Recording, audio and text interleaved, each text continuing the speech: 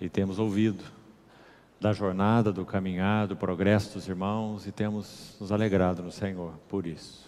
O Senhor nos conceda, como nosso irmão já disse agora há pouco, um final de semana rico de Sua presença, de Sua palavra, de Sua revelação.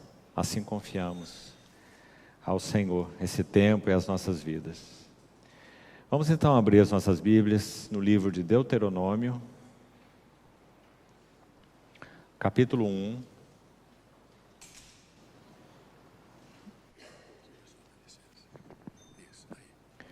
Deuteronômio, capítulo 1.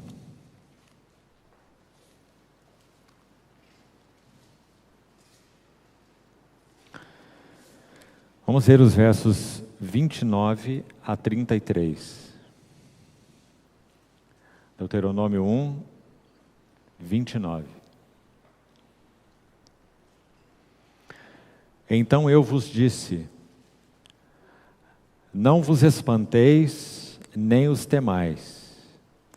O Senhor vosso Deus, que vai adiante de vós, Ele pelejará por vós, segundo a tudo o que fez conosco diante de vossos olhos no Egito, como também no deserto, onde vistes que o Senhor vosso Deus nele vos levou, como um homem leva a seu filho, por todo o caminho que andastes, até chegardes a este lugar.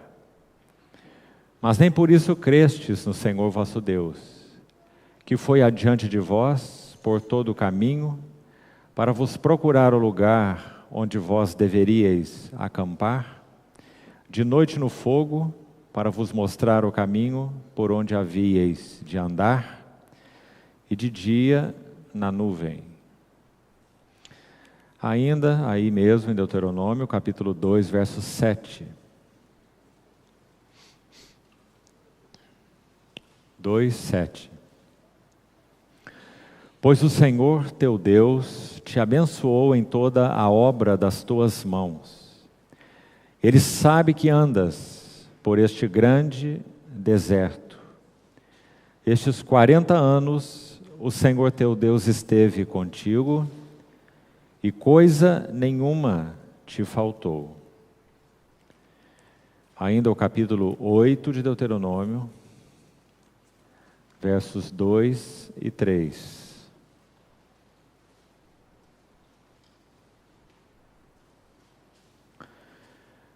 Recordar-te-ás de todo o caminho pelo qual o Senhor teu Deus te guiou no deserto, estes 40 anos, para te humilhar, para te provar, para saber o que estava no teu coração, se guardarias ou não os seus mandamentos. Ele te humilhou e te deixou ter fome, e te sustentou com o maná que tu não conheceste, nem teus pais o conheceram, para te dar a entender que não só de pão viverá o homem, mas de tudo o que procede da boca do Senhor, disso viverá o homem. E finalmente um verso no livro de Oséias. Oséias capítulo 2.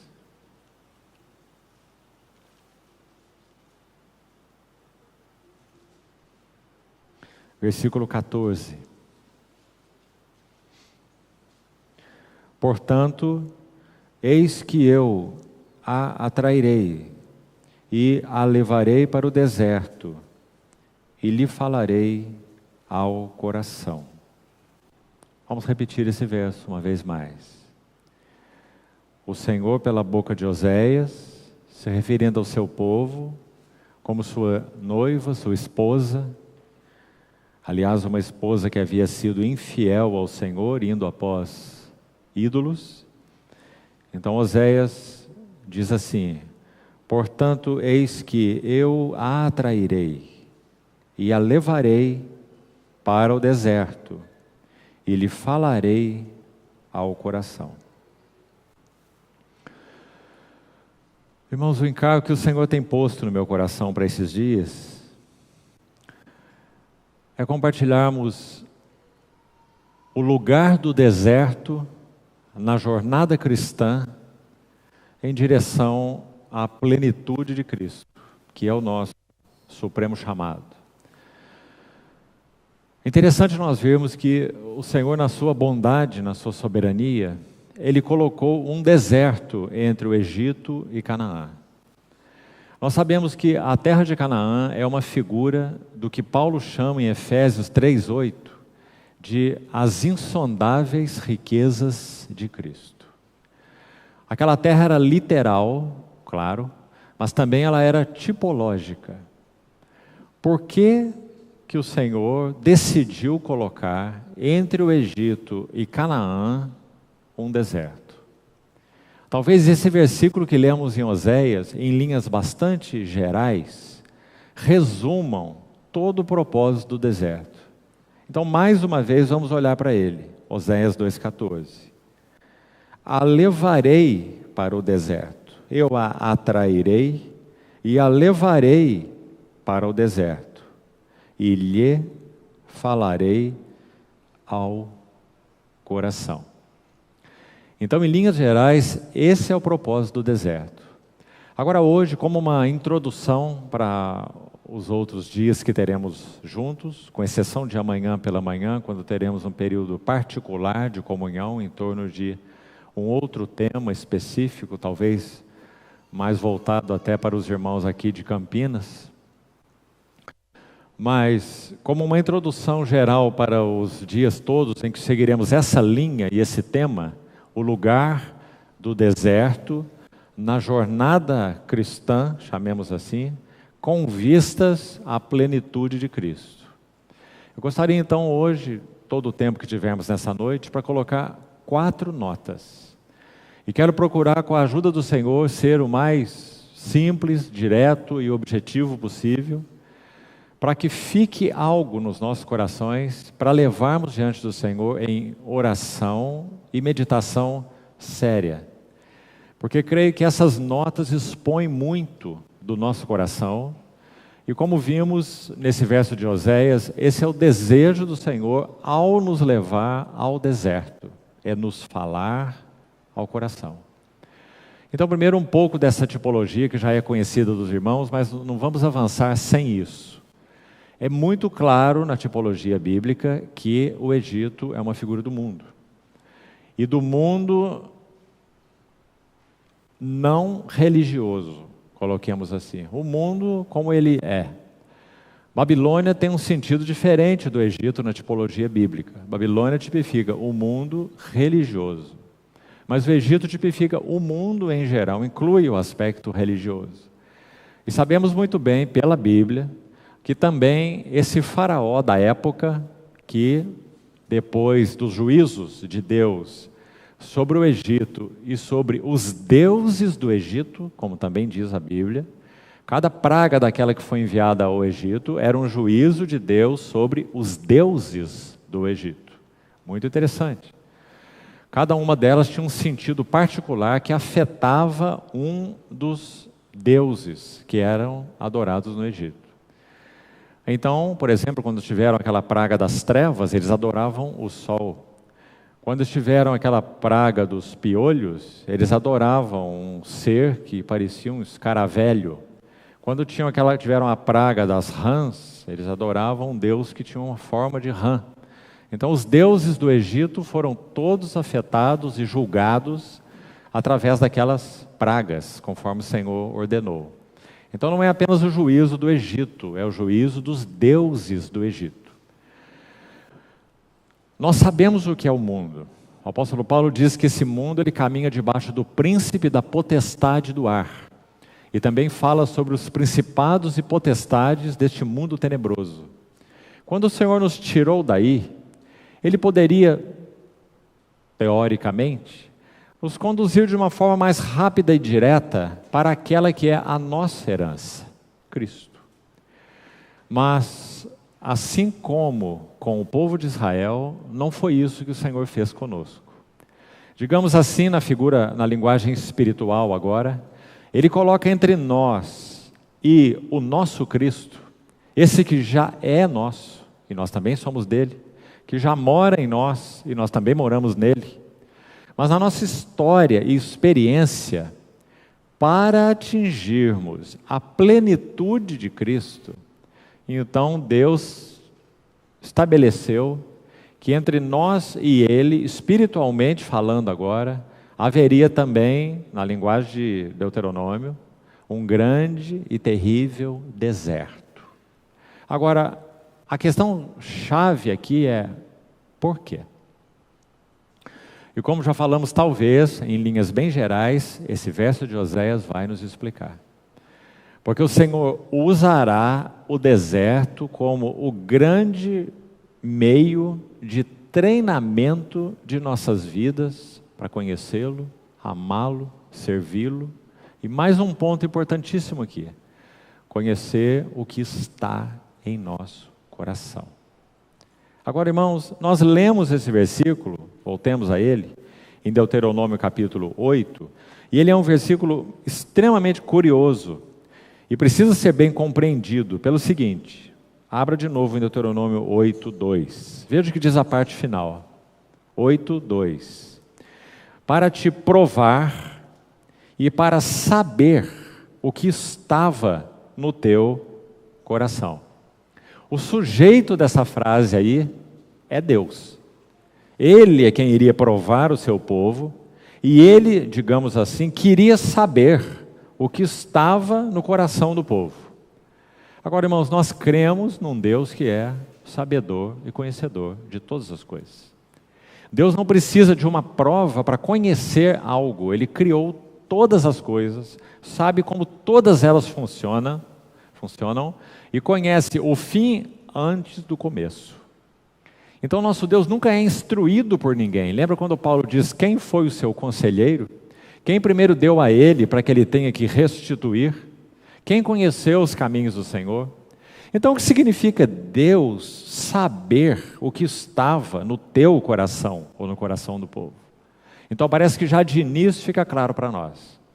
Quem precisava saber o que estava no coração do povo era o próprio povo, porque Deus sabia o que estava no coração deles. O pecado lançou um véu sobre os nossos olhos e não sobre os olhos de Deus. Mais um verso para você compreender isso. Você se lembra do Salmo 139, aquele lindo e conhecido salmo?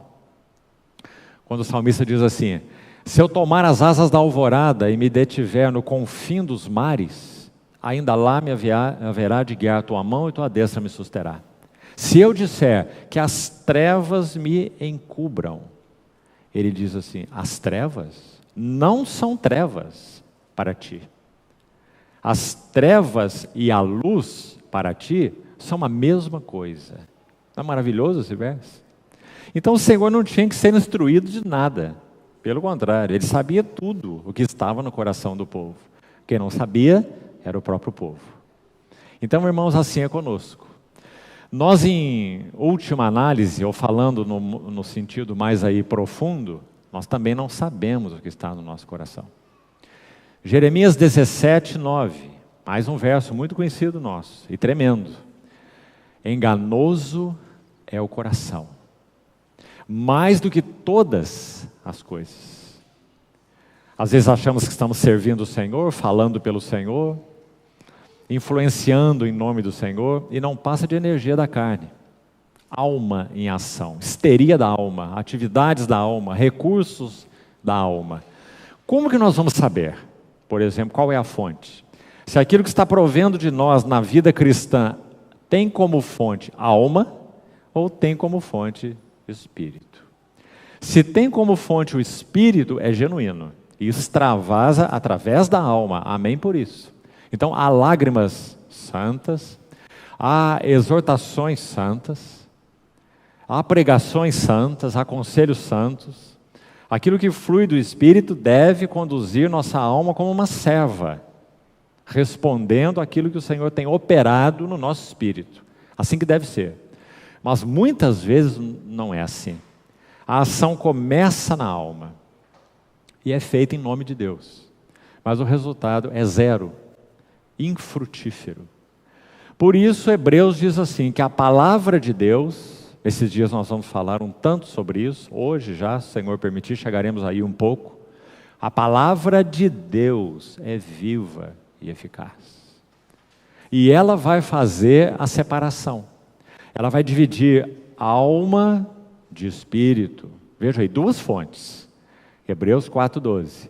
Juntas e medulas, e ela vai discernir a palavra de Deus, se há permissão, e tem que haver, em nossas vidas, para que ela nos acesse, porque nós podemos dizer não à palavra de Deus.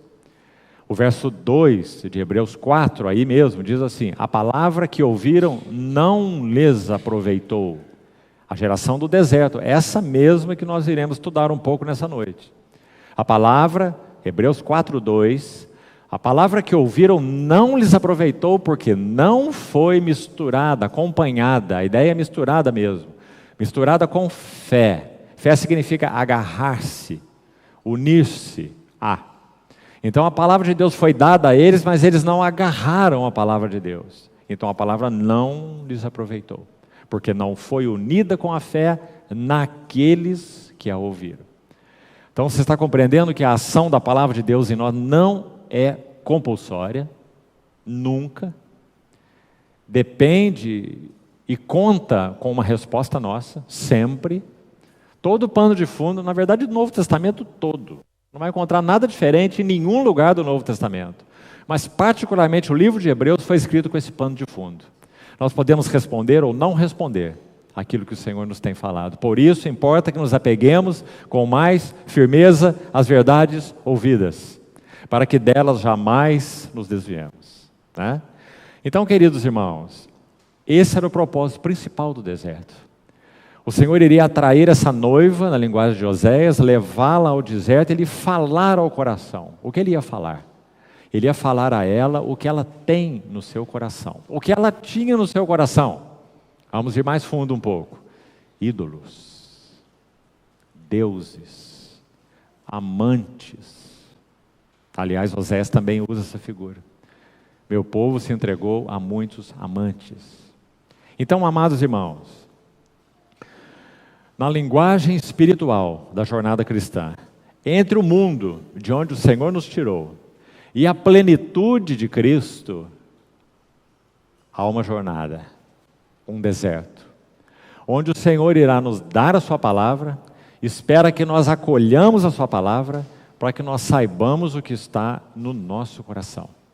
Deixe-me citar mais um versículo para prosseguirmos, muito importante e precioso.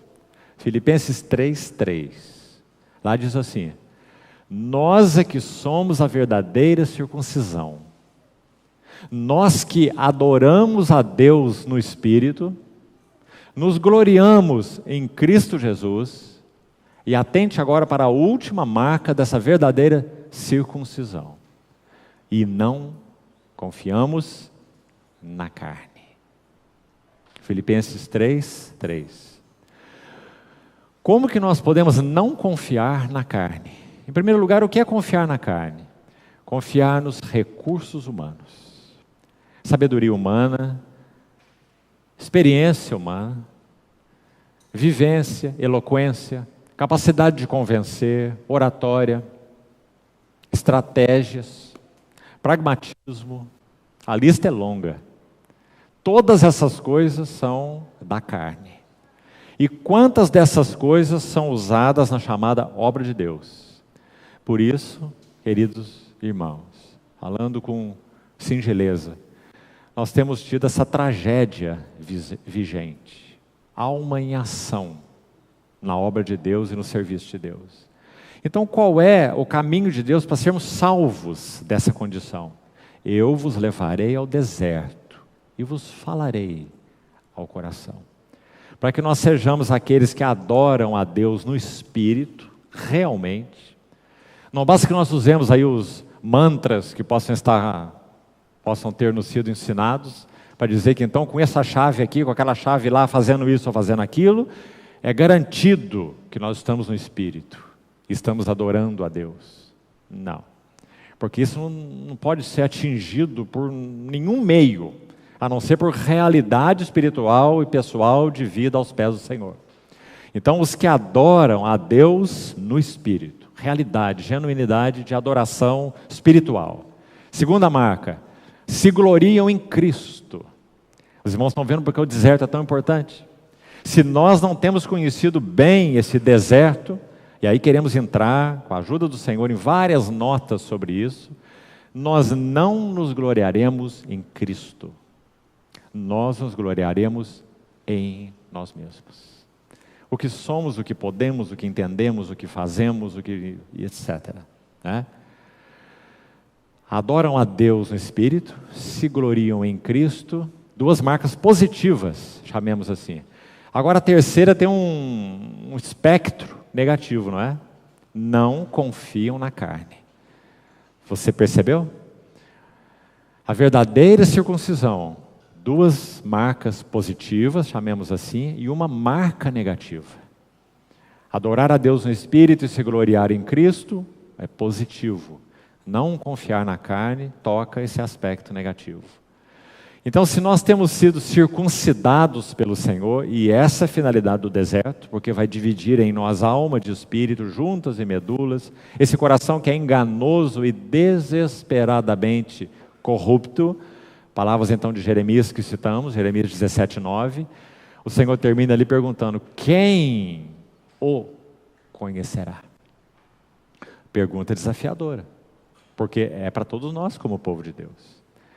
Então, o Senhor está nos perguntando, podemos dizer individualmente: você conhece o seu próprio coração? Conhece? Você conhece os quartos fechados todos? Ou você acha que não tem nenhum? O Senhor tem tido permissão para tomar as chaves uma a uma, permissão sua, para tomar as chaves uma a uma e ir abrindo os compartimentos, para que você saiba o que está no seu coração? Certamente, eu penso, todos aqui já ouviram falar de Charles Mackintosh, o estimado servo do Senhor do século XIX, que escreveu aquela obra maravilhosa, As Notas sobre o Pentateuco, além de outras obras. Sabe o que ele diz? O coração do homem é como um inferno em miniatura. Um inferno em miniatura, que só pode ser aberto e exposto debaixo da graça e luz de Deus. Maravilhoso.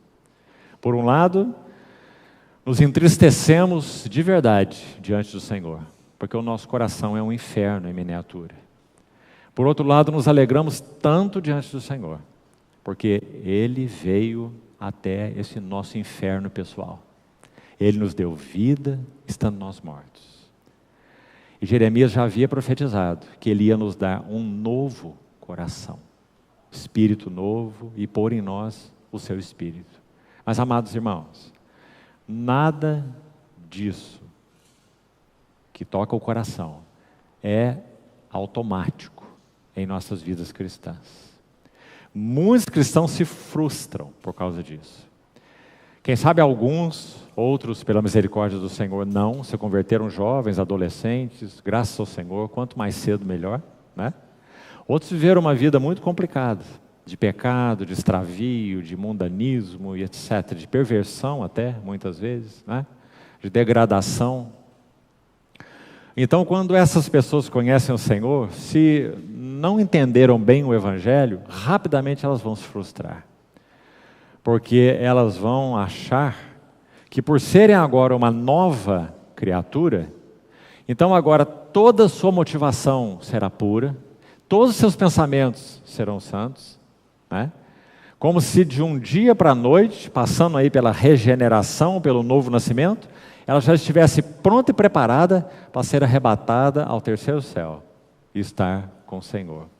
Mas nós sabemos que não é assim.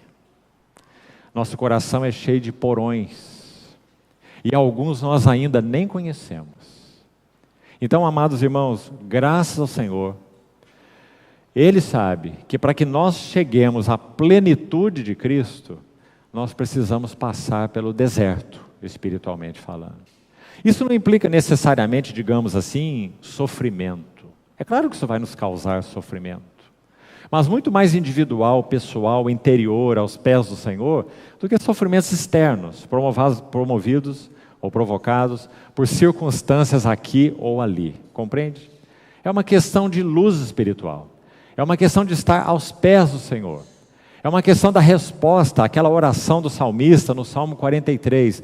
Um verso, queridos irmãos, que nós deveríamos ter a prática, digamos assim, de fazê-la todos os dias, com honestidade, aos pés do nosso Senhor. Salmo 43, 3, diz assim o salmista: envia a tua luz. Veja o que ele está pedindo. Envia a tua luz e a tua verdade, para que me guiem e me levem ao teu santo monte e aos teus tabernáculos. Então eu irei ao altar de Deus. Continua assim o próximo verso, o 4. De Deus, que é a minha grande alegria. Não é um texto maravilhoso? Envia a tua luz. Quem está pedindo isso? Alguém que já pertencia ao Senhor, o salmista, um servo do Senhor, como nós, né? Então, irmãos, o Senhor estabelece um deserto entre o mundo e a plenitude de Cristo, para que nós possamos aí ser transformados pela revelação de Deus, a luz de Deus, o falar de Deus. Há vários versículos no Novo Testamento que usam essa expressão,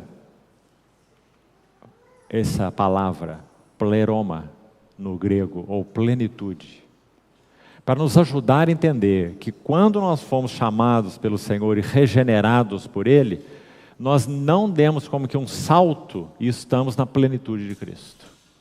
Nós estamos num processo até a plenitude de Cristo. Um dos versos, entre tantos, mais conhecidos por nós, é Efésios 4,13, que muitos devem saber de cor. Até que todos cheguemos à unidade da fé e do pleno conhecimento do Filho de Deus, à perfeita varonilidade e à medida da estatura da plenitude de Cristo. Você vê? Não é a medida da estatura de Cristo, é a medida da estatura da plenitude de Cristo. Por isso nós falamos para os irmãos que a terra de Canaã, na tipologia bíblica, ela não tipifica, digamos, apenas Cristo. Fala mais especificamente, fala da plenitude de Cristo. Então, entre o mundo de onde fomos tirados e a plenitude de Cristo, nós temos um deserto, onde o Senhor vai nos falar ao coração, onde nós vamos saber o que está no nosso coração, onde nós vamos acolher a palavra de Deus no nosso coração para que sejamos transformados. Lembrando sempre, nosso Deus não é um pai que se alegra em colocar dedo em nossas feridas, para usar uma linguagem que conhecemos bem. Como que torcendo aquilo ali nos vê gemer de dor. Isso não é a finalidade do deserto. Esse não é o caminho do Senhor. Nós é que fazemos isso conosco mesmos. O pecado nos fez um tanto masoquistas, compreende? Parece que de alguma forma nós conseguimos pagar alguma coisa a Deus se nós mesmos infligirmos sofrimentos a nós. Eu sou mau, eu sou terrível, eu sou isso, eu não presto, não é? E voltamos os olhos para dentro de nós mesmos, introversão, introspecção. Isso nos torna doentes espiritualmente, totalmente doentes, não é? Porque a introspecção é o contrário da vida da fé, que é olhar para fora, olhar para outro, olhar para Ele. E quanto mais olhamos para Ele, mais nós somos iluminados. Né? Há um verso também num salmo muito lindo, se não me engano é o Salmo 36, diz assim: contemplai-o, olhar para fora, não é contemplar a si mesmo, contemplai-o e sereis iluminados, e os vossos rostos jamais sofrerão vexame. O salmo, esse não é o Salmo 36, é um outro salmo. O que eu vou citar agora é Salmo 36. Salmo 36, 9, diz basicamente a mesma coisa em outras palavras. Diz assim: em ti está o manancial da vida, e na tua luz nós vemos a luz. Então não é introspecção, não é autoanálise, né?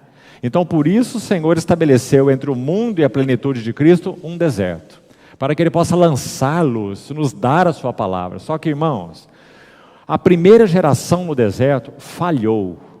Deus não falhou.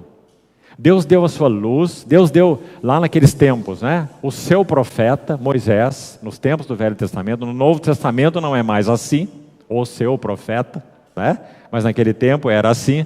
Então Moisés era o profeta de Deus, o representante de Cristo para aquela nação.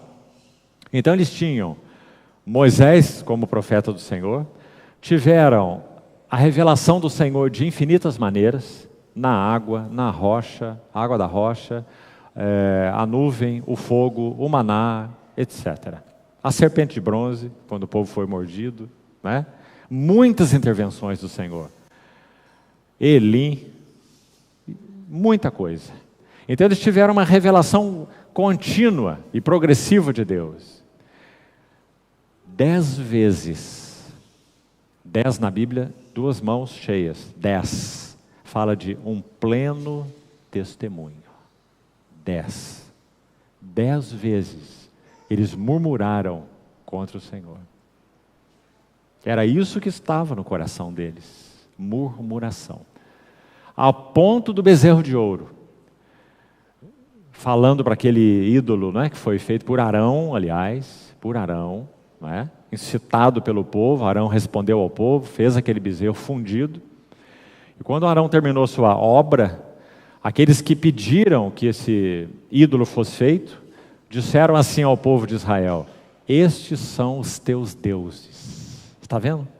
O deserto expôs os deuses que estavam no coração deles. Êxodo 32. Estes são os teus deuses que te tiraram do Egito. Amados irmãos, eles tinham experimentado o braço estendido de Deus e a sua mão forte, tirando aquele povo do Egito daquela condição.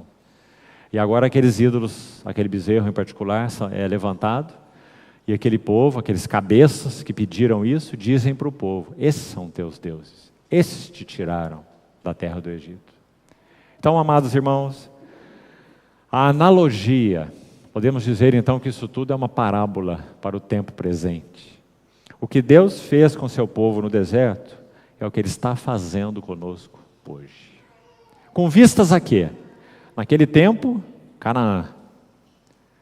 Hoje, a plenitude de Cristo. Essa frase que nosso irmão usou aqui na abertura não pode ser um chavão para nós. E você já deve estar quase habituado com essa frase, mas não se habitue com ela. Formar Cristo em nós. Não se habitue com essa frase. Ela é muito preciosa para ser algo habitual. Deus deseja formar o caráter de Cristo na vida dos seus santos.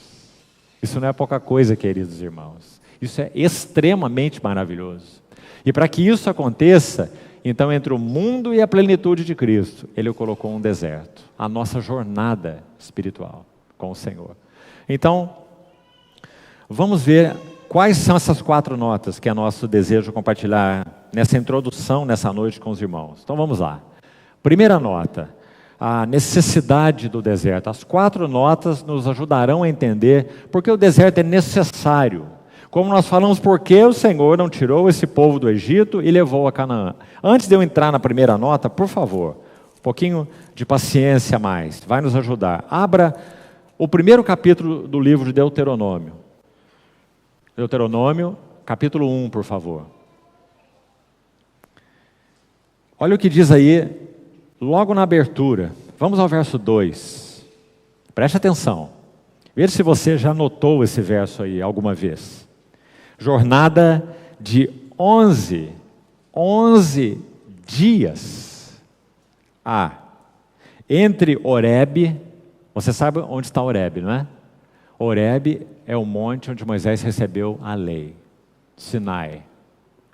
Eles chegaram a Horebe 3 meses, quase 3 meses, depois que saíram de Ramsés, no Egito. Caminharam praticamente 3 meses e chegaram a Horebe, onde permaneceram por 11 meses. Moisés subiu ao monte diversas vezes, 11 vezes especificamente, e o Senhor então deu a eles ali, inclusive, a lei. Agora, entre Horebe, esse monte, e Cades Barneia, olha o final do versículo, há uma jornada de 11 dias pelo caminho da montanha de Seir.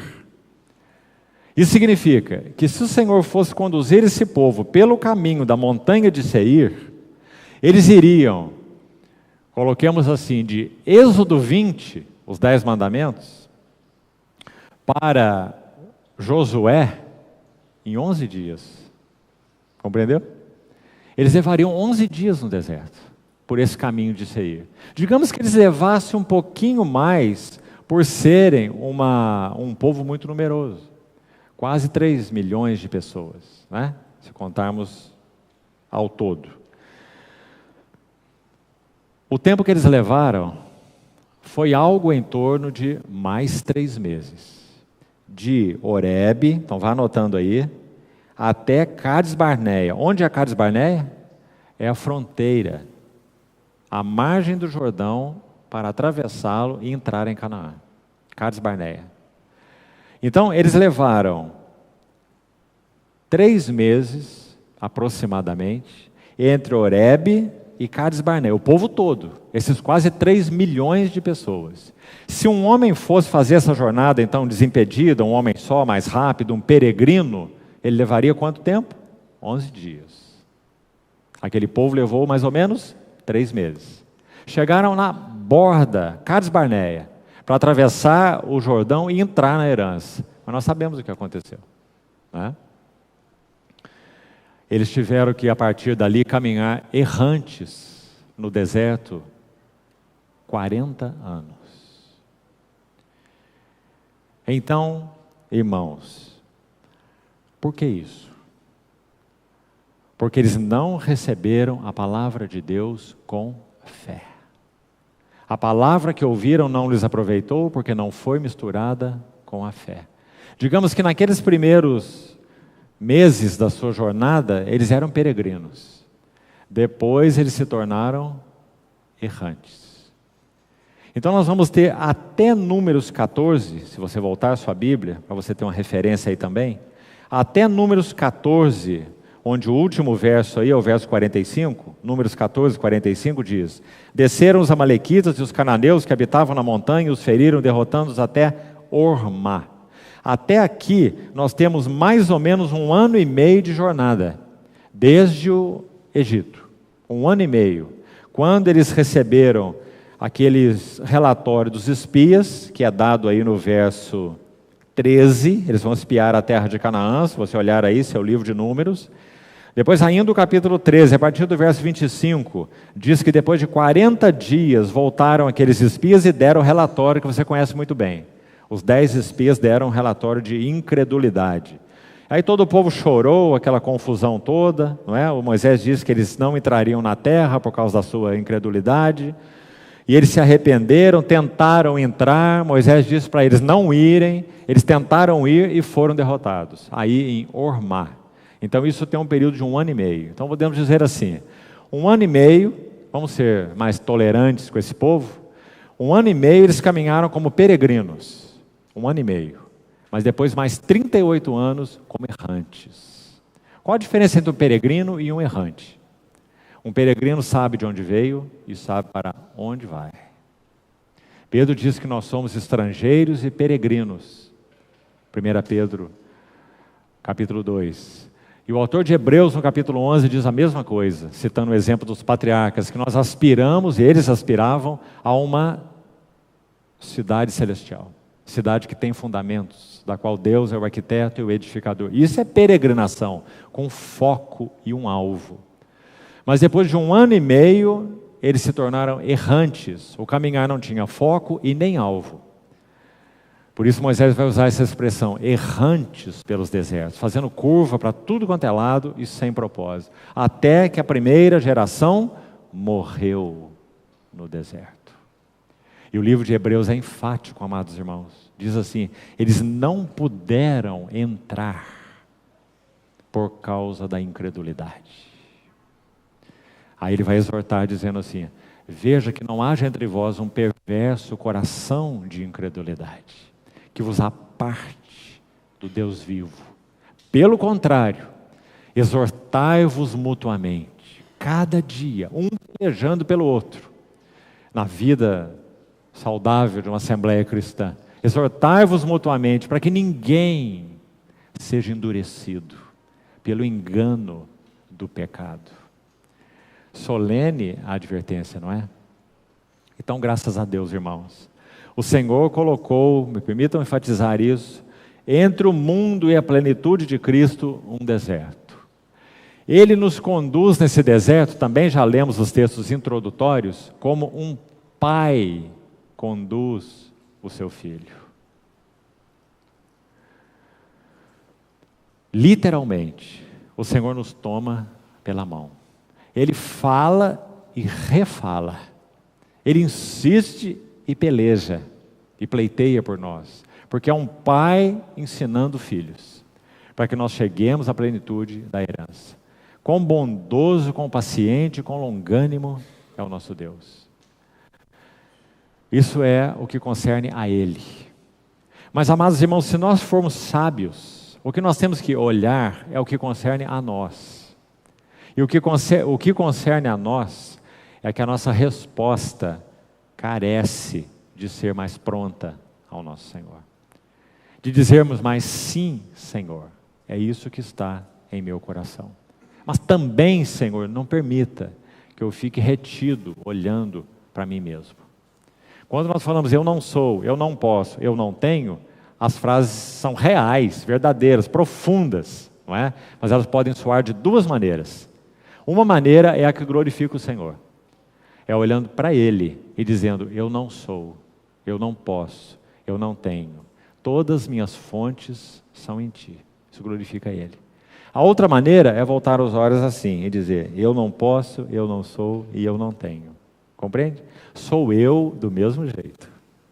O foco sou eu da mesma maneira. É um egocentrismo disfarçado, uma negação da fé. Porque fé não é esse tipo de olhar assim. Fé é esse olhar, né? E eles deviam aprender isso no deserto. Quando eles foram mordidos pela serpente, o que eles faziam? Ora, se nós formos mordidos por uma serpente, o que nós vamos fazer? Na hora nós vamos segurar o sangue assim, pedir para alguém amarrar alguma coisa aqui, um torniquete, para aquilo não espalhar pelo corpo. Nosso olho vai imediatamente na ferida, é claro, nós fomos picados por uma serpente venenosa, né? Qual foi o remédio, a solução de Deus para eles não morrerem com esse veneno? Não é, põe um torniquete, faz uma compressa aí, segura, não é? O que o Senhor falou? Levanta uma serpente de bronze, para que eles tivessem a fé no que o Senhor ordenou. É a palavra de Deus. Levanta uma serpente de bronze numa haste, não é? E todo mordido que a mirar, viverá. O que o Senhor está fazendo com o seu povo? Tire os olhos de você e da sua ferida e olhe para aquele que te sara. Isso é o propósito do deserto. Isso é fé, né? Então, amados irmãos, vamos lá. Para a primeira nota que o Senhor então queria ensiná-los, a primeira necessidade do deserto. Número 1, compreender o propósito da jornada cristã. Se eles não jornadeassem pelo deserto, eles não compreenderiam o propósito da jornada cristã. Naquele caso, é claro, a jornada com Deus, chamemos assim, né? Para sermos mais específicos, que para nós é uma figura da jornada cristã, como já falamos. Então, como eles poderiam compreender qual era o propósito de jornadearem com Deus? Eles precisavam do deserto. Por quê? Por vários motivos. O primeiro, eles não teriam referências no deserto. No Egito eles tinham muitas referências. No deserto eles não teriam referências. Porque, de modo geral, o deserto não é um lugar de referência. Aliás, aí está mais um sentido do que é fé. Quando os nômades peregrinam pelo deserto, a não ser que sejam mestres de deserto, né? E conheçam realmente ali cada acidentezinho geográfico que possa haver aqui ou ali, cada árvore, né? Que possa direcioná-los. Como que eles jornadeiam?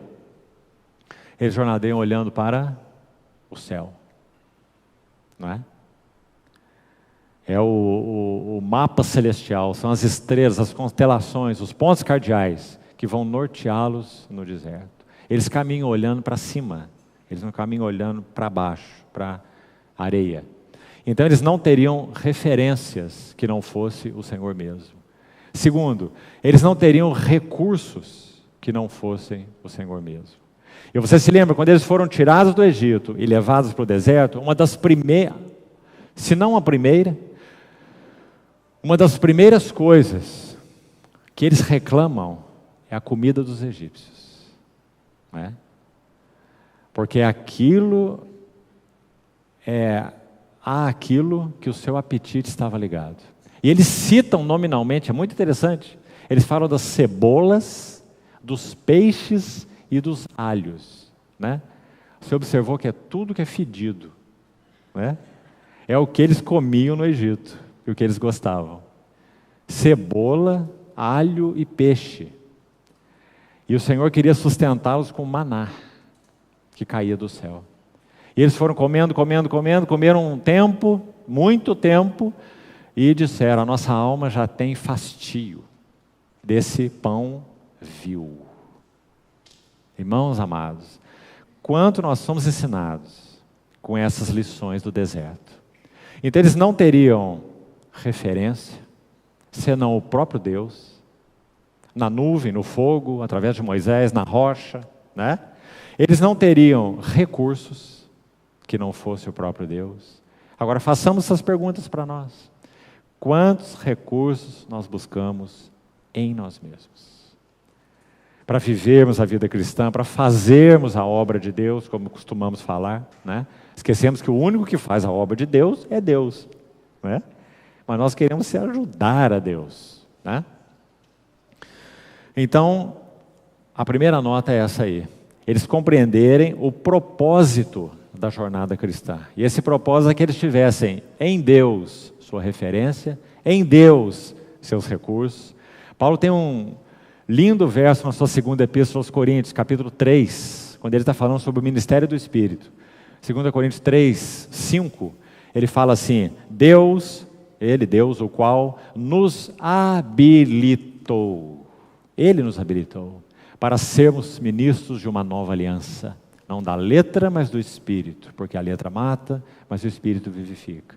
Aí no verso 4, se não me engano, aí mesmo, de 2 Coríntios 3, ele diz assim: não que nós por nós mesmos sejamos capazes de pensar alguma coisa como se partisse de nós. Mas a nossa suficiência vem de Deus. Amados irmãos e irmãs, vamos ser cuidadosos em não transportar as palavras da boca de Paulo para a nossa boca de uma maneira assim muito simples. Nós não devemos fazer isso. Porque Paulo fala a partir de uma profunda experiência espiritual. Quando ele diz, nossa suficiência vem de Deus, ele não está falando que a dos coríntios também vinha, não. Ele escreveu isso para os coríntios, não é? Porque a dos coríntios vinha deles mesmos. Por isso que aquela confusão estava armada naquela assembleia, não é? Porque eram pessoas soberbas, ciumentas, invejosas, considerando cada um o outro inferior a si mesmo, disputando até a respeito de dons espirituais, não é? Uma confusão completa, porque eles não compreendiam que entre dom de Deus genuíno e utilidade espiritual tem uma coisa que falta aqui: cruz. Se uma vida cristã, um servo ou uma serva, ele é equipado pelo Senhor, ele tem dons espirituais, se a cruz não operar nele, esses dons são inúteis. É como você dar uma espada para um menino de 5 anos de idade, para ele brincar com a espada, literalmente, né? Então, dom anda junto com carne. A Assembleia de Corinto era rica de dom, em tudo fossem enriquecidos nele, em toda palavra, em todo conhecimento, e não vos falta nenhum dom. Essa é a palavra de Paulo para eles, em 1 Coríntios 1.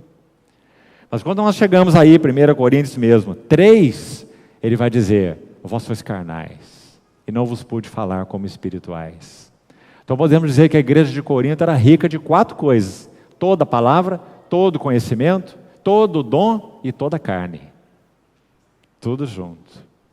Agora, o que Deus vai fazer? Ele vai retirar o dom, retirar a palavra, retirar o conhecimento? Não. Ele quer usar a cruz para tratar com a carne. O que é Deus usar a cruz? Deserto. Eu o atrairei, levarei ao deserto e lhe falarei ao coração. Então eles vão compreender que eles têm referências próprias, que eles têm recursos próprios, que eles confiam em si mesmos.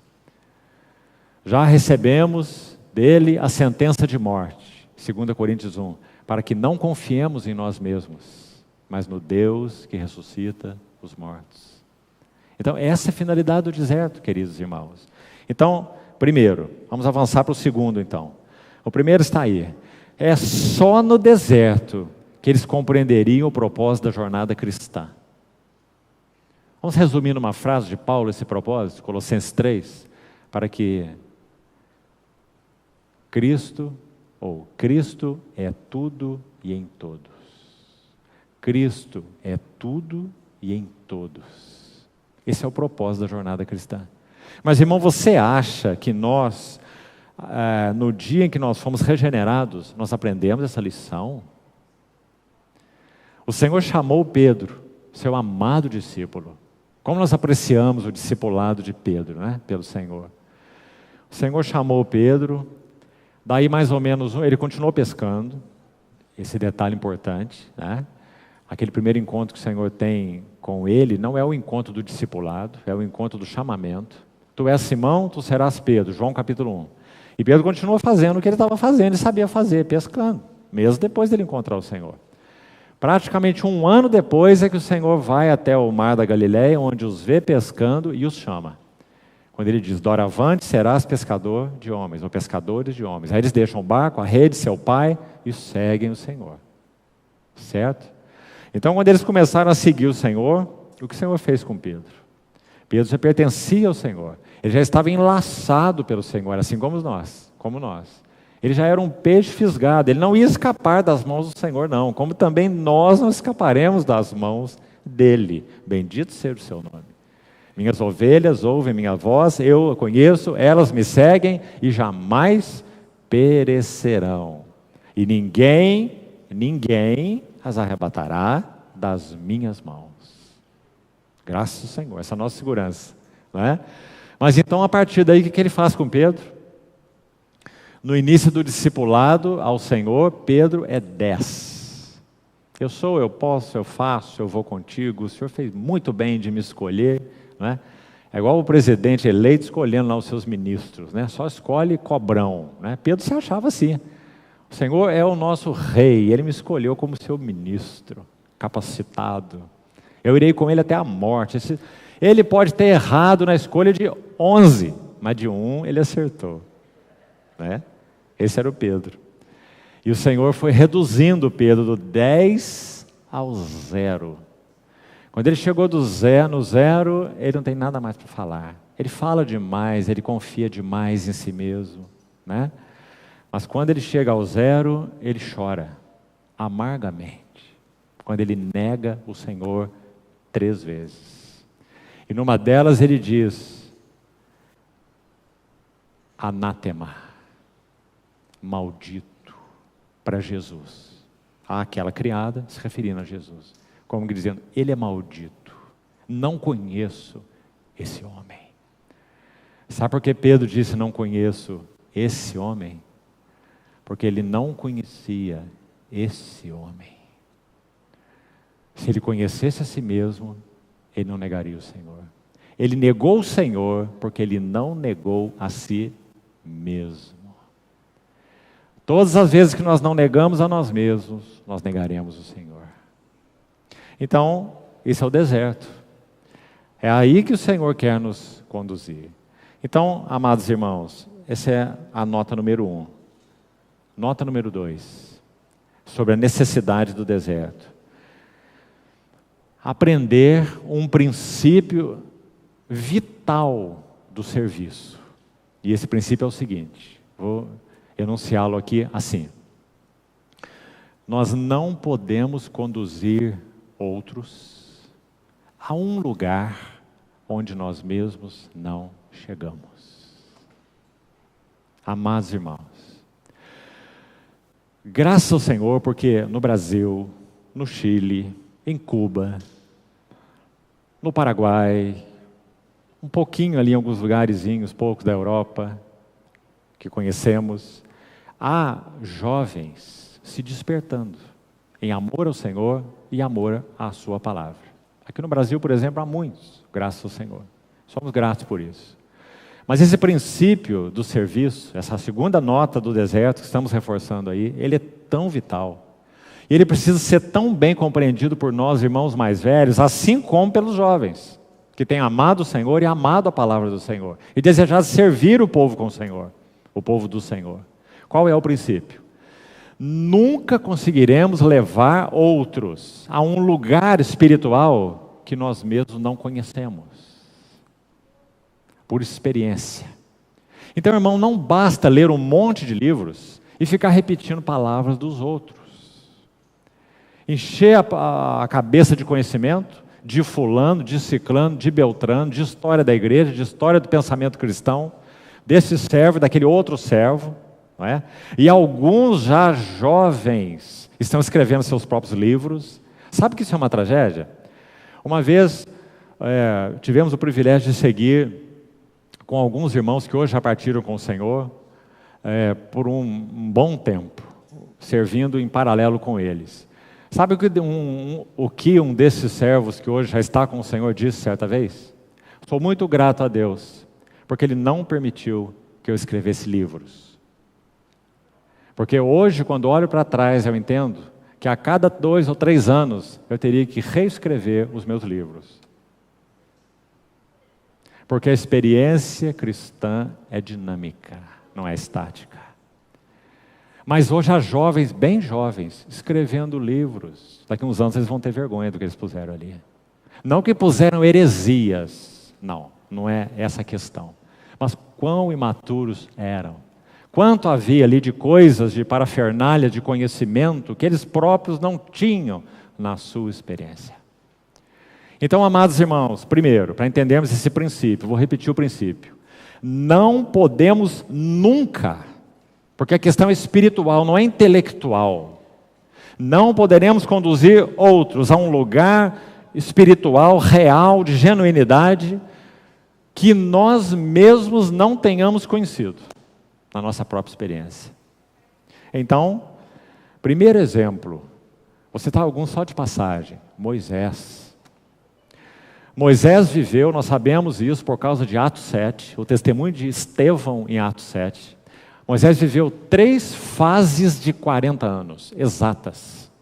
Em primeiros 40 anos ele era o príncipe no Egito.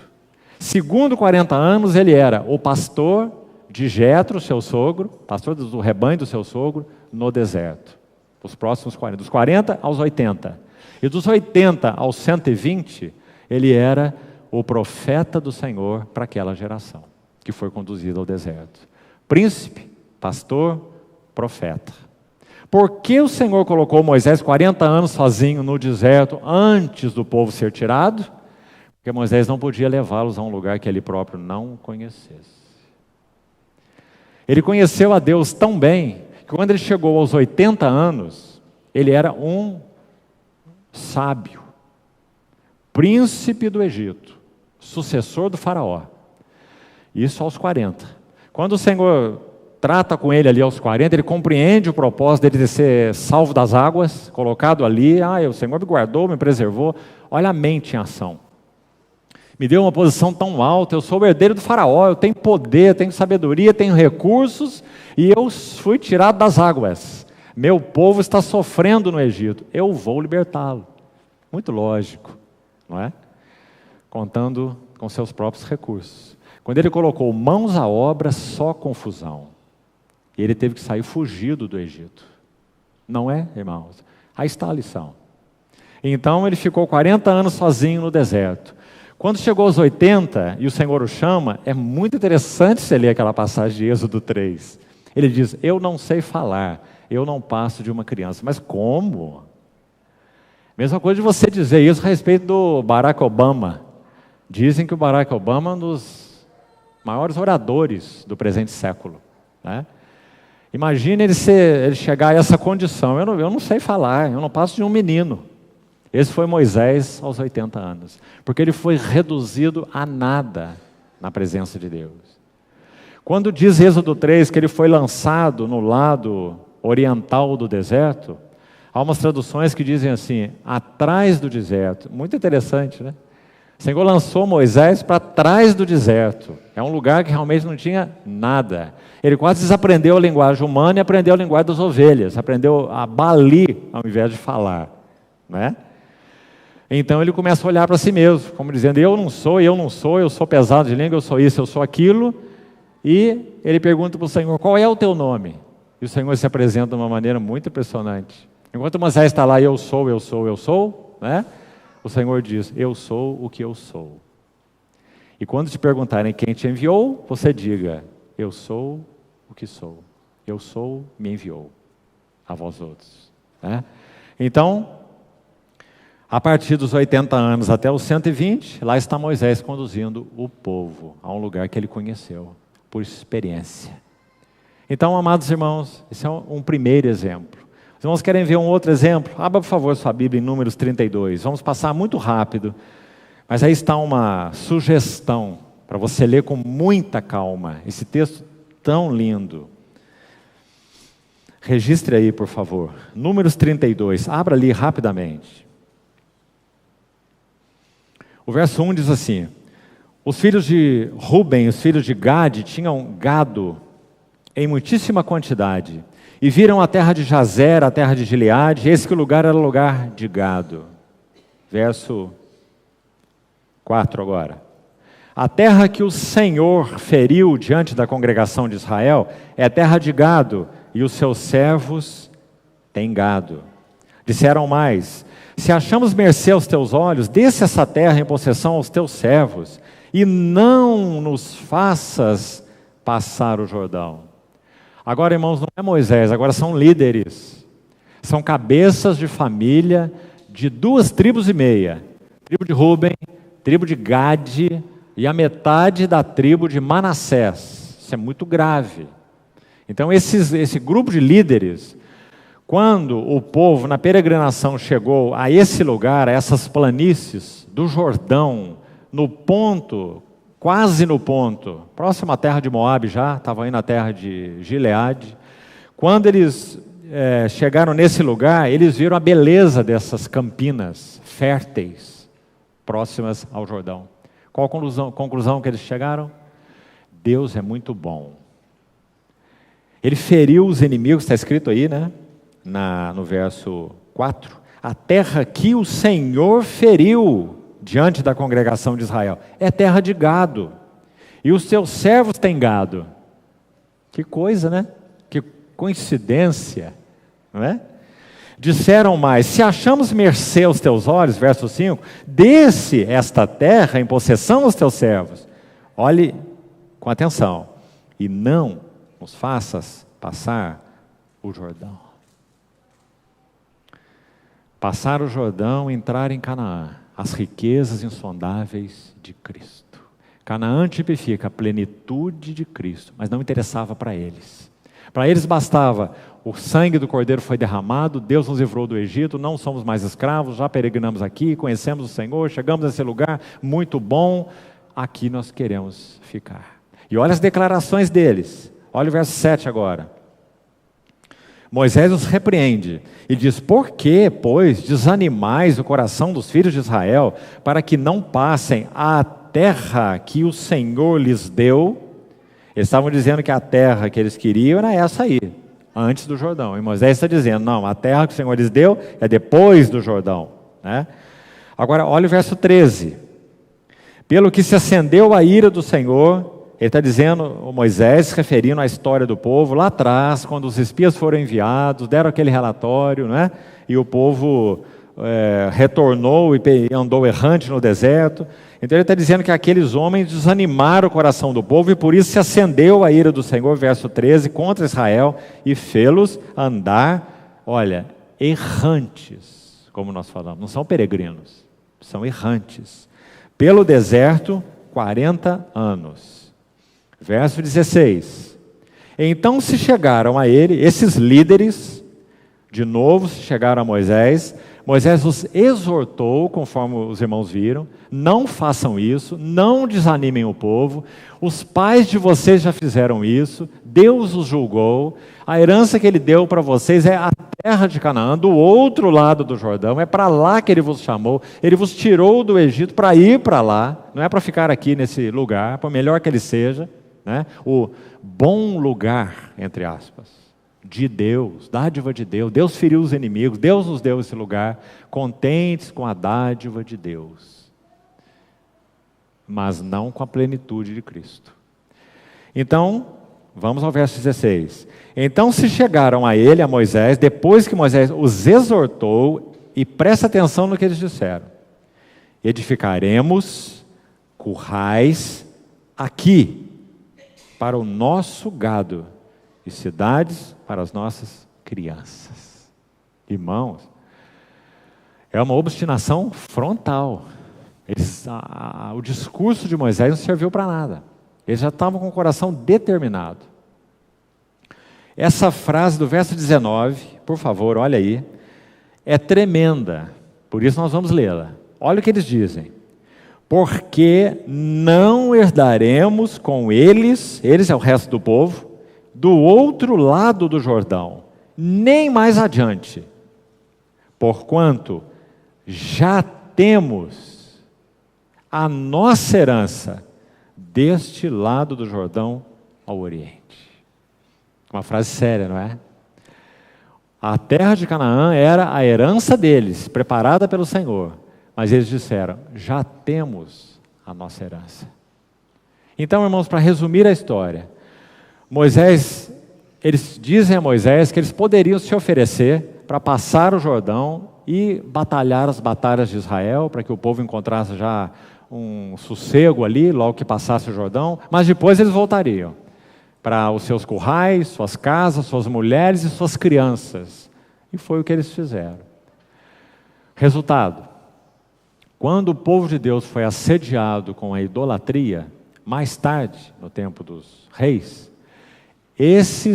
essas 2,5 tribos que ficaram aquém do Jordão foram as primeiras a cair em idolatria, porque eles não estavam no lugar designado por Deus. E é claro, não puderam conduzir suas mulheres e suas crianças.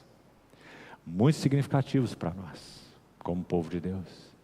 Nós não poderemos conduzir nossas mulheres e nossas crianças a uma posição que nós mesmos não nos estabelecemos, ou não conhecemos, não conquistamos, não fizemos ali a nossa morada. Então, o Senhor iria ensinar para eles esse princípio, para que ficasse claro. Por isso, irmãos, quando o livro de Josué começa, por favor, mais um versículo para nos ajudar nesse princípio aí. Olha o que diz Josué 1:3, abertura do livro, Josué 1, versículo 3. Todo lugar que pisar a planta do vosso pé, eu vô-lo tenho dado. Esse é o princípio, a maneira de Deus de se conquistar a terra de Canaã. Não era assim: eu vos darei um mapa, e nesse mapa eu já vou traçar aqui qual que vai ser a herança de Efraim, a herança de Judá, de seja quem for, né? E vocês vão se encaminhar lá para lá, simplesmente para o lugar designado. Nada disso. Todo lugar que pisar a planta do vosso pé será vosso. Irmãos, espiritualmente falando, é assim que possuímos e conquistamos as riquezas insondáveis de Cristo. Não é apenas conhecendo, porque lemos na palavra, mas é onde a planta do nosso pé tem pisado. Como que nós poderíamos enunciar esse princípio na linguagem do Novo Testamento? O justo viverá da fé. Todo lugar que pisar a planta do vosso pé será vosso. Por exemplo, Romanos 6 diz assim: sabendo isso, foi crucificado com ele o nosso velho homem, para que o corpo do pecado seja destruído e não sirvamos o pecado como escravos. Está escrito em Romanos 6, mas nós conhecemos isso na nossa experiência. Nós vivemos uma vida em que não somos governados pelo velho homem. Nós conhecemos essa verdade por revelação, ela tem sido experiência nossa, nós não temos sido governados por nossos próprios desejos, apetites, prazeres, carne, como a Bíblia chama. Então uma coisa é um conhecimento, outra coisa é a experiência. Então, princípio importante esse aí, ou lição importante, que nos ajuda a entender a necessidade do deserto. Deus não chamou um povo para caminhar com Ele teoricamente. Deus chamou um povo para caminhar com Ele experimentalmente. E assim eles deveriam conhecer o Senhor, né? Terceiro ponto.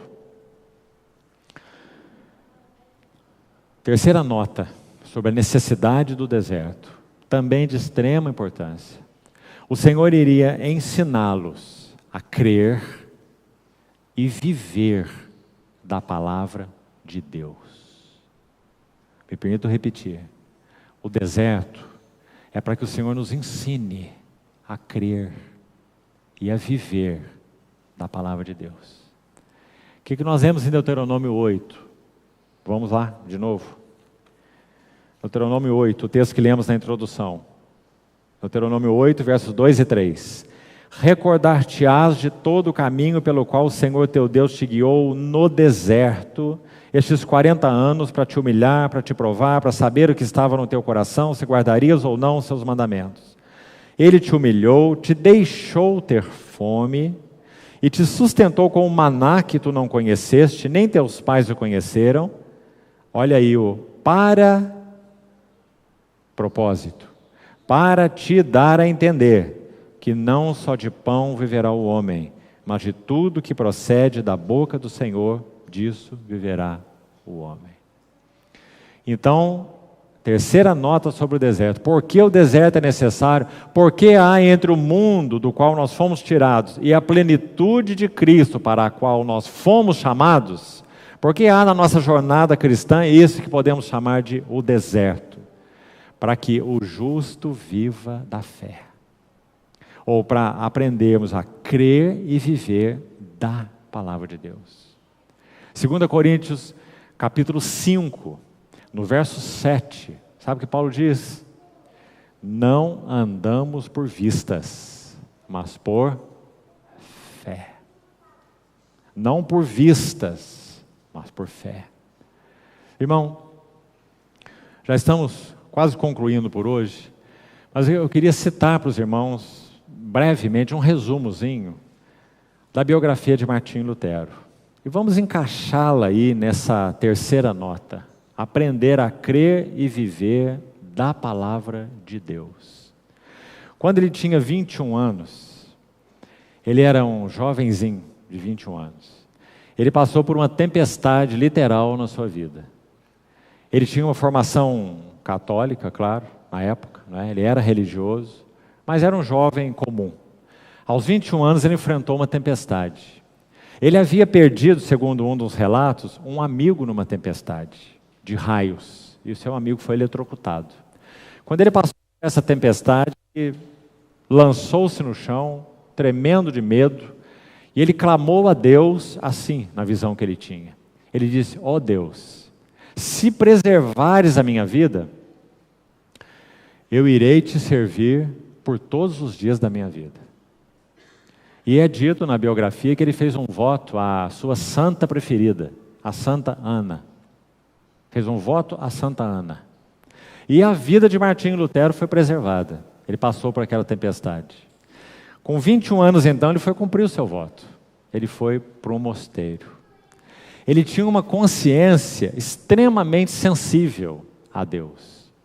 Ele dizia que, quando ele lia na Bíblia essa frase, a justiça de Deus, ele odiava essa frase. Porque ele compreendia que Deus era justo e por causa da justiça de Deus, ele ia julgar o homem pecador. Que Deus queria se relacionar com o homem, mas não proveu os meios para se relacionar com o homem. Então ele foi lá para o seu monastério para procurar agradar a Deus. Dormia no chão, sem roupa, em noites frias, fazia jejuns prolongados. Ele diz que danificou sua saúde física por causa dessa sua austeridade, mas tudo que ele tinha no seu coração, em sinceridade, era ser aceito por Deus. ou aceitável a Deus. Deus forjou esse menino de 21 anos com uma consciência muito sensível, o que muitas vezes não acontece com tantos de nós, né? Porque Deus tinha um propósito para esse vaso. Então, nessa luta consigo mesmo, o seu superior, no monastério onde ele estava, no monastério agostiniano, disse assim para ele: você vai enlouquecer. Pare com essas práticas, pare com essas penitências, pare com esses jejuns prolongados e vai estudar as Escrituras. Veja o que esse superior disse para o Lutero: vai estudar a Bíblia e deixa essas coisas de lado, você vai ficar doido com isso. Então, ele recomendou para ele essas duas coisas: vai estudar as Escrituras e vai ler um pouco sobre o escrito dos místicos. E ele foi aos escritos dos místicos. Ele leu Teresa de Ávila, ele leu João da Cruz, ele leu Bernardo de Clairvaux, de Claraval. Ele disse que quando ele lia os místicos, ele teve proveito sobre vida de intimidade com Deus, oração, mas ele entendia que esses místicos patinavam no ar. E aquilo que eles podiam ensinar não tinha substância nas palavras dele. Então ele foi às Escrituras, ele começou a estudar as Escrituras. Aí ele está estudando o livro dos Salmos, que é um dos livros preferidos dos místicos. Foi estudar os Salmos. Ele chegou no Salmo 22 e leu o primeiro versículo: Deus meu, por que me desamparaste? Então, quando ele leu esse verso, algo já aconteceu no coração dele. Ele sabia que quem fala no Salmo 22 é o Messias. É um salmo profético, claro, né? Apontando para o Messias. Deus separado de Deus. Messias é Deus. Deus meu, por que me desamparaste? E ele seguiu a leitura, seu estudo das Escrituras. Então ele chegou em Romanos. Estudou o capítulo 1 de Romanos e chegou no verso 16 e 17. A justiça de Deus se revela no Evangelho de fé em fé, como está escrito: o justo viverá da fé. Então a luz raiou no coração de Lutero. Ele entendeu que a justiça de Deus, conforme descrito em Romanos, não é a justiça de Deus que pune pecadores. É a justiça de Deus que justifica pecadores, por causa da redenção que há em Cristo Jesus. Então, queridos irmãos, quando ele chegou aí, ele aprendeu o que significa viver da palavra de Deus. E ele foi o grande guerreiro da reforma. Por que o Senhor coloca o deserto nas nossas vidas? Para que nós aprendamos a viver da palavra de Deus. Nós vivemos de muitas coisas, amados irmãos. Precisamos aprender a viver da palavra de Deus. Contra as emoções, contra os sentimentos, contra as circunstâncias, contra arranjos, digamos assim, externos. Viver da palavra de Deus. Você sabe que essa foi uma das respostas do Senhor ao diabo no deserto, não é? Foi a primeira, aliás. Quando o diabo diz: transforma essas pedras em pães e te supre. Supra a você mesmo. E o Senhor diz: não só de pão viverá o homem, mas de toda palavra que procede da boca de Deus. Disso viverá o homem. Amados irmãos, essa é uma das principais finalidades do deserto. O Senhor está nos treinando. Tire o ouro dessa pessoa, tire o ouro desse recurso, tire o ouro dessa oportunidade, tire o ouro desse, seja lá o que for. Aprenda a viver da palavra de Deus. Então, o último, e terminamos por hoje. Quarta nota sobre a necessidade do deserto. E talvez essa se equilibre, penso eu, com as outras também, irmãos, de modo tão doce. O deserto é para que nós conheçamos o nosso amado Pai Celestial. Você sabe que no Velho Testamento, Deus é chamado de Pai apenas no sentido geral? Não é chamado de Pai no sentido particular? Ninguém ousaria se referir a Deus no Velho Testamento como Pai. Ninguém. Era o Jeová, Elohim, Adonai, Deus de Abraão, de Isaac, de Jacó. o Todo-Poderoso e muita coisa mais. El Shaddai, né? O Todo-Poderoso, mas nunca Pai. Pai é o nome cristão de Deus. Nosso Senhor Jesus, ensinando seus discípulos a orar, diz assim: e vós, então, orareis assim: Pai nosso, que estás nos céus. O deserto é para que nós conheçamos esse que nós chamamos de Pai, e que é o nosso Pai, de quem provém todas as coisas, para quem são todas as coisas, Pai. Nós conhecemos alguns irmãos e irmãs, algumas histórias tão interessantes. Há um livro, por exemplo, famoso, além das histórias que conhecemos, há um livrozinho muito conhecido de uma muçulmana que creu no Senhor. Um livrozinho biográfico dela. O nome que ela deu ao seu livrinho foi Atrevi-me a chamar-lhe Pai. Porque na visão muçulmana, Deus não é Pai. É outro nome que é usado. Pai é o nome cristão de Deus. Há pessoas que passam por dificuldades específicas na sua vida familiar, na sua criação, e quando se convertem ao Senhor, têm dificuldade com essa palavra Pai.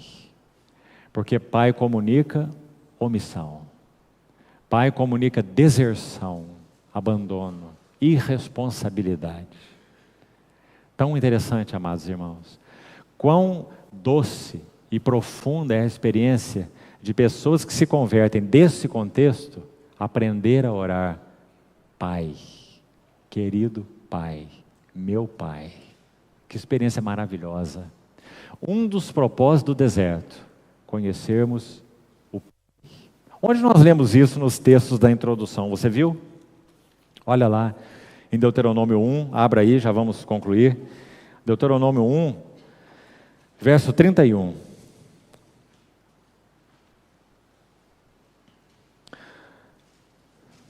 Vamos ver o 30 também. O Senhor vosso Deus que vai adiante de vós, Deuteronômio 1:30. Ele pelejará por vós, segundo a tudo o que fez conosco, diante de vossos olhos no Egito, como também no deserto. Então olha aí, no deserto, aí está a nota, a ênfase, onde vistes, no deserto, onde vistes, que o Senhor vosso Deus nele vos levou, como um homem leva a seu filho. Irmãos, é muito linda essa figura de Deus comparar aqui o seu povo a seu filho, não é? E ele conduzindo o seu povo no deserto como um pai conduz um filho, treinando, ensinando. Por todo o caminho que andastes, até chegardes a este lugar, mas nem por isso crestes no Senhor vosso Deus. E olha o verso 33. Ele foi adiante de vós. Olha o pai cuidando do seu filho no deserto. Adiante de vós por todo o caminho, para vos procurar o lugar onde vós deveríeis acampar. A linguagem do Salmo 23, né? Ele me conduz a pastos verdejantes, a águas tranquilas, unge minha cabeça com óleo, ainda que eu ande no vale da sombra da morte, tu estás comigo. A mesma ideia, né? O lugar onde deveríeis acampar, de noite no fogo, para vos mostrar o caminho por onde havias de andar, e de dia na nuvem. Que verso mais maravilhoso, amados irmãos. E aqui nós concluímos por hoje. Essa é a quarta nota sobre a necessidade do deserto. Deus anseia, anela, que nós o conheçamos como o nosso amado, bendito Pai Celestial. Pai Celestial, com tudo que se implica. Ele foi avante de vós para escolher o lugar, estava lá na coluna de nuvem e de fogo. Uma palavrinha rápida sobre essas colunas para terminarmos. Seria impossível aquele povo andar no deserto sem esse guarda-sol. Impossível. Todos morreriam, desidratados, queimados, né? Andavam debaixo de um guarda-sol, todo dia, no sol escaldante do deserto. Quando chegava a noite, o contrário. a inversão de temperatura e o frio. E não só o frio, os escorpiões, as serpentes, que atacariam preferencialmente à noite, né? Então lá está a coluna de fogo, que não permitiria que esses peçonhentos se aproximassem. Muito interessante ver essas duas figuras. A cobertura da nuvem de glória sobre o povo e a coluna de fogo. Fogo fala de pelo menos duas coisas, que tem uma relação tão linda com o trabalho do Pai Celestial em nós. Fogo, do fogo emanam luz e calor. Luz. Deus é luz e não há nele treva nenhuma. Se andarmos na luz, como ele na luz está, mantemos comunhão uns com os outros. Envia a tua luz e a tua verdade. Salmo 43 que nós já citamos. Essa é uma das carências nossas no deserto. Luz, que emana desse fogo, essa coluna de fogo, que é o nosso Pai Celestial que cuida de nós. Mas não apenas isso. O deserto é frio à noite. Então eles tinham calor, que emanava da coluna de fogo. Irmãos, o mesmo Pai Celestial, do qual para nós emana luz, que nos expõe verdade, luz sobre nossas trevas, do mesmo Pai emana calor, ou amor. Por isso é dito que o nosso Senhor Jesus é cheio de, vamos inverter aqui, para seguir na linha que estávamos, Ele é cheio de verdade, isso fala da luz de Deus, né? Envia a tua luz e tua verdade, mas Ele também é cheio de graça, e isso fala do seu calor, ou do seu amor. Então, essas 4 notas nos ajudam a entender por que entre a nossa salvação do mundo e a plenitude de Cristo há um deserto. É isso que o Senhor quer nos ensinar. Esses 4 aspectos, queridos irmãos, se você olhar para eles de novo, resumem todo o sentido da nossa vida cristã atual, até a plenitude de Cristo. É isso que o Senhor quer nos ensinar. Então, amanhã à tarde, não pela manhã, amanhã à tarde, desde a primeira reunião da tarde, nós vamos seguir esse assunto com um texto de 1 Coríntios 10. Seria bom que você lesse 1 Coríntios 10, os 13 primeiros versículos. E amanhã nós vamos ver preciosíssimas lições. Vamos chamar assim, o que o deserto expõe no nosso coração. O que o deserto expõe.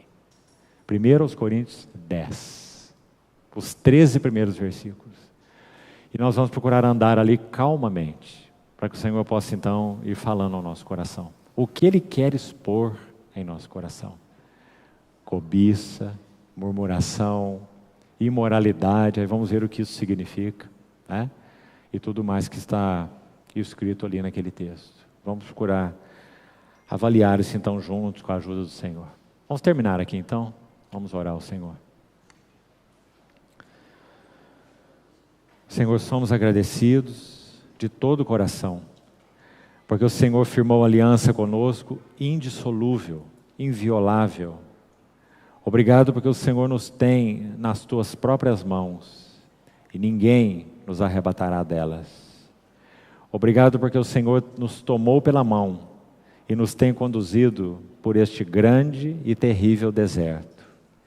E desejamos que essa luz do Senhor penetre mais fundo os nossos corações, pois realmente queremos ser verdadeiramente os teus adoradores que se gloriam em Cristo e que não confiam na carne. Ajuda-nos, Senhor, para que avancemos até a plenitude de Cristo, nossa herança. Guarda-nos e guia-nos. Fala ao nosso coração, atraindo-nos, Senhor, para Ti. Te pedimos, confiados e agradecidos, por sermos Teus. Em nome do Senhor Jesus, oramos. Amém, Senhor.